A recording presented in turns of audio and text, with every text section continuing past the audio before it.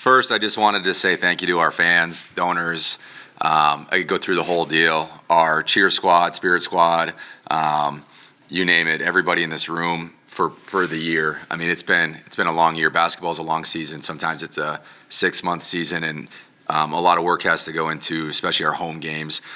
So I appreciate you guys this year, and it's been a fun year at home, and we're going to keep getting better at home. And I think that's a huge part of building a program and eventually winning a conference title. So appreciate you guys, Cow Crazies, concession stand workers, all of our facilities people that make this place awesome. It's just been a really fun year, and like I said, we're going to keep getting better. This past week, very disappointing effort against North Dakota State at North Dakota State. I think, once we found out they had 2 players out, I don't know if we just kind of relaxed and didn't think we needed to bring it. We just kind of were walking around a little bit in the first half, and just was not a good half for us. And then, it came down to the last 2 minutes of the game, and that, late in the season, I think a lot of games are going to come down to the last 2 to 3 minutes of the game, and they made shots and got fouled, and we missed some open shots. So credit to them; they were very good. It was their senior night, and thought they played really hard. And they had a player, Derek Disick, came in and had 8 offensive rebounds. Really never plays, and just really outworked us. So we get another opportunity, thankfully, on Friday against these guys, and we'll be ready for that opportunity. And then against UND, great way to finish off the year at home on senior night. I thought we did a really good job on the glass. We were extremely worried about their offensive rebounding. They're the number 1 offensive rebounding team in the league. And, one of their players, he averaged over 3 offensive rebounds a game, didn't have any, right? And their center is a very good offensive rebounder. He kicked our butt here last year at home. But we shot 36 free throws, and I thought our seniors did a great job, brought a ton of energy, and sent us off on, the right note.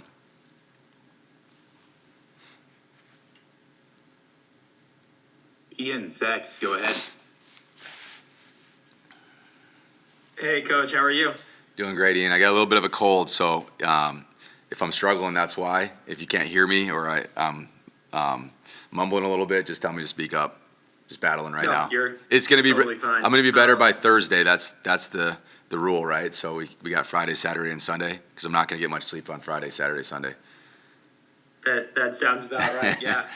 Coach, how do you feel like your team is playing at the conference tournament? Yeah. Couple things. Number one, we've played some really close games that we've lost, right? And it's always, you never want to lose a game, but if you're in the game and it's a close game, you obviously feel better about those games. I think entirely, Ian, it's been about our starts. And we had a slow start against St. Thomas, managed to come back and win because we're at home. We had a slow start against Omaha, cut it to 3 late, and still had a chance, but we were just awful in the first half. And then against NDSU, I just didn't think we played very well in the first half. So we got to have better starts, number one. I don't think we're playing to our potential quite yet, and there's a lot of things that you could say about it. We can make all the excuses about not having the depth that we had in the preseason, but if we can have great starts to games, I think you saw that maybe a little bit against UND. It's really hard to catch us in the second half based on our style of play. So I think the focus going into the tournament is we have to have a really good start, and then our late game execution has to be great, because a lot of games in March come down to the final 2 or 3 minutes, like I just said, and we have to be better in those areas. So I like our team. Having 6 seniors, I think, is definitely a different feeling than last year having 1 senior going into the tournament. Just the experience that our team has. There's some new guys that haven't played in the Premier Center, which will be different, but they've all played at a high level at one point in their career. And, I feel like those guys are really excited to get to Sioux Falls. And I think it's just different this year. I think our guys truly believe that we can cut the nets down, where I think maybe in other years we've said it, but I'm not sure they truly believed it. So we have a lot of confidence, obviously, to come back in some of those games, Ian. When we're down 15, 20-something against Omaha, our team has a supreme amount of confidence, but we got to play from the start like we're down 20, right? And that's when we're really good. you mentioned about it being different this year. I know a lot's been talked about throughout the year about how the tournament's moved up 2 days. What's your perspective on that? The tournament being moved up? Yeah. Well, the way I voted, they thought about taking the 8-9 game to a campus, right, to the higher seed and playing that. And I voted I think we should have all the student athletes be in the Premier Center. I think it's an awesome conference tournament. I've been in the Mountain West tournament. I've been in the Pac-12 tournament. And the Summit League tournament's better, in my opinion. The last time we played South Dakota State in the championship, there was over 11,000 people in that building. I mean, for a mid-major, unbelievable, right? So I feel like, it's a good thing. Last year we were in the 8-9 game, right? And I'm glad that we didn't have to go to Oral Roberts to play that game. I'm glad our fans could see us in the postseason, and I think everybody should get a crack at it. That's what makes March really fun, right? You're in the tournament, you're at that site. They do a great job putting that tournament on. I mean, everything from top to bottom is top notch. It's professional. They work really hard at it, and I hope they obviously never move the tournament because of how well they do there. For the players now, not having their first game until Friday is a little bit of an advantage that you get almost a full week off from your regular season finale, but now you're playing right at the end, right on the cusp of semifinals and then championship. How do you see the schedule shaking out for you? How do I see the schedule? Are you talking practice, or are you talking like, hey, practice and prep for this week, one gearing up to that, and then two once you get to Sioux Falls? Yeah, we're taking 2 days off, so we took yesterday off and we'll take today off. And Ian, I'm not sure the last time we've had 2 days off. If you looked at our schedule, we played 4 or 5 on the road, the only team in the Summit League to have to do that.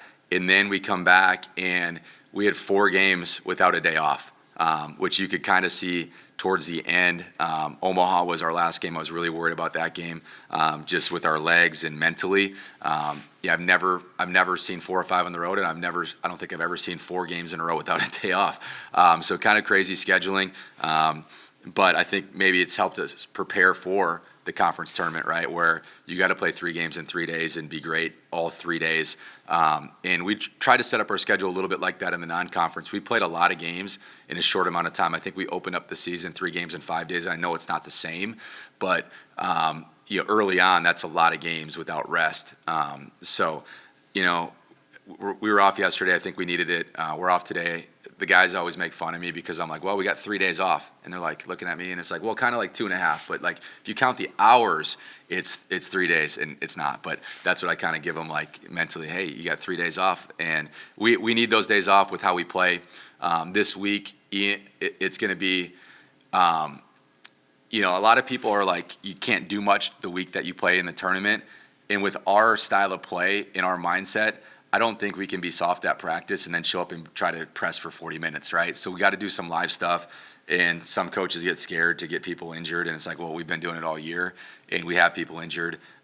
It's some bad luck that way, but we have to have the mindset where we come out aggressive, because this is the 3rd time that teams have seen us play, and they've been pressed for 40 minutes twice, right? So our mentality has to be even better, and they got to know what they're getting into with those 40 minutes. So we have to have a strong mentality, and we have to get something done at practice this week. That's all I got. Thanks, Coach. Good luck this week. Appreciate it. Marcus, go ahead. Eric, you just talked about playing teams for a 3rd time, and I know a couple weeks ago you expressed optimism about getting another crack at some of these teams in the Summit League tournament. I guess that can cut both ways, right? You play a certain style that is difficult to prepare for, but at the same time, these teams have already seen you twice. So how do you balance those sort of things? Are you able to drop a new wrinkle or two into the press and that sort of thing? And how do you sort of foresee that working out this week? Yeah, there'll be some wrinkles. There'll be some different things. Every time you play a team, you change a few things, right? So it's like any game. Even if you didn't press, you're making modifications to what you do to try to win the game, right? North Dakota State's beat us twice. And there's just some things that we have to do differently. Like, we gambled a lot, and we weren't really strong with our traps, and that opened up the backside of our press against them. And listening to Dave's halftime interview, you wanted them to be more aggressive. And we weren't very aggressive, and if they're more aggressive than us in the press, they're going to score some easy baskets in transition, right? And I just thought we made some mistakes where we're just lunging at the ball and just out of position in the press. And we always say we got to fix it quicker, fix like the backside of the press once they skip it ahead. And our fix-its were not very good against them last week. So there's obviously things that we're going to change going into the tournament. And I think part of the press is it helps us because it's less preparation for us, where I've been a part of programs that are really prep heavy, where you're trying to take away sets and maybe ice a certain ball screen play, and we haven't changed anything in the half court. So, how we defend is how we defend, and it maybe allows our players to go into the game with just a more clear and like free mind where they're not thinking too much. And sometimes when you have to think a lot, your legs are slow and you don't move as fast, right? So I think it definitely helps us when you play 3 games in 3 days. Like last year, we'd walk through 9 sets of the other team and how to defend them. This year, we haven't walked through any of them. We just kind of show them and say, hey, this is how we're going to play. And honestly, a lot of teams just can't run a lot of sets against us because by the time they get the ball across half court or get it back to the point guard, there's 18, 17 seconds left in the clock. And if they try to run a longer set and they don't get that shot, it's probably a shot clock violation. So a lot of teams stop running stuff against us, and that makes us not have to prepare as much defensively other than maybe a couple of tweaks in the press. You talked about how grateful or appreciative you were of your home success and all the things that went into that.